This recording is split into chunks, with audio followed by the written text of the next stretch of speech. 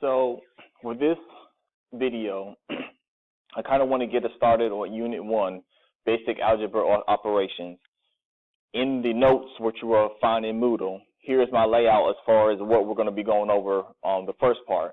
A lot of this stuff you might already know, but if you don't know and this is your first time, here are some main points I'm going to kind of bring to your attention when starting math and for the rest of this course. So the first part is understanding the difference between a subtraction and a negative sign on your TI-83 or 84 calculator. And I have one pulled up here where this one over here is considered to be subtraction, and down here, right beside the enter sign, is our negative. So if you're trying to put in -3, make sure you hit -3 here. If you're trying to subtract, use the subtraction. That's a common mistake used a lot when students try to do their work. So the next thing I want to go over is parentheses also. So when you are inputting a lot of fractions into your calculator, always surround them with parentheses so you can be on the safe side with it. It would never hurt a problem if you always continuous to put parentheses when you're working these problems. Always put a power on the outside of the parentheses. So if you're raising it to the square or you're trying to cube it, make sure you put whatever you have in parentheses, but raise it to the third power also.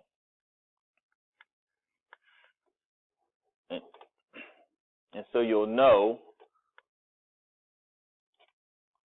this button here is considered to be what we raise to the power. So if I say 9,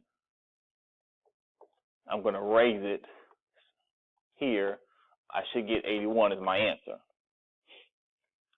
If I have a -9 and I raise it,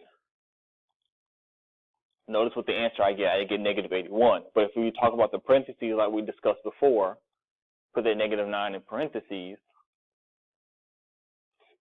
and then square it. Notice I get a +81.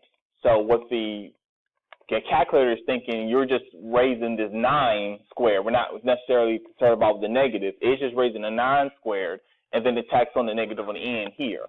If you put it in parentheses, I'm now saying -9 times -9, which two negatives make a positive, and it gives us a +81. So if you see the difference here, try not to make that mistake when on a test or on doing your homework.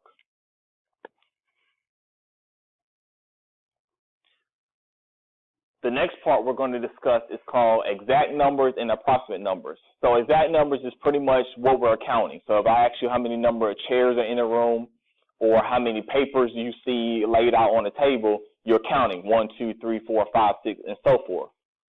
If I'm going to approximate, I'll go a little bit deeper. And this is when we use, if you're using a tool, like you're measuring something, using a ruler, measuring tape, with it, this is what I'm going to actually use for approximate numbers. So here's a couple examples. If I ask you for CDs or compact discs, and I said it's 36, that's called exact. There's exactly 36 CDs that's laid out. If I say measure the radius of something or a circle with it, and you say the radius is 2.15, that's approximate with it.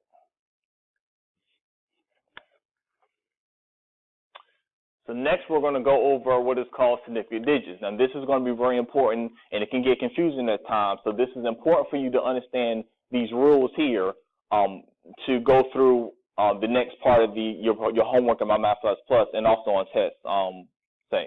So digits that are considered to be significant means that all the non-zero digits, so if it's a number per se other than 0, it's considered to be significant. Zeros between two significants. So if I have a significant here, anything in between, all of it is considered to be significant digits. So we count them all. Zeros behind both a decimal or another significant number. And I'm going to show you examples of all this, and I'm going to refer back to the rules to help you go back and forth to know the difference between the two. So any zeros behind a decimal will work. Now notice here, this says all non-zeros, but this one here says behind a decimal will work as far as being significant. The other part here is and it has to be after another significant digit were considered to be significant. So these are my significant. those that are considered to be not significant is zeros at the beginning of a decimal. So before a decimal, we're not counting those as significant digits. And zeros that's used as placeholders. So if we're just using as a place to get to where we need to get to our next significant, they're not considered to be significant also. So here's some examples. And I already have the answers provided. So I just want to kind of go through to make sure we understand each one of them. So I have 14,307. Notice I put 5 in my answer because 1, 2, 3, 4, 5, all 5 are considered to be significant. This one goes back to rule, the second one, where we say zeros in between 2 significant, 3 is significant, 7 is significant. That means the 0 is considered to be significant. So now I have 14,370.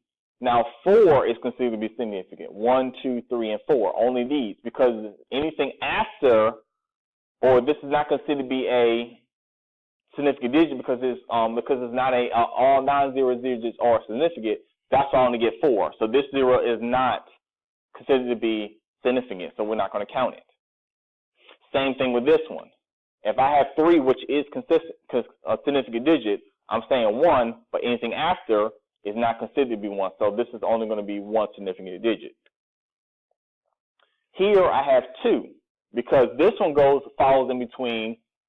It has to be in between 2 significant ones. So you notice here, 1 is significant, 5 is significant, which makes this 0 significant. So I say 1, 2, 3 are the digits that are significant.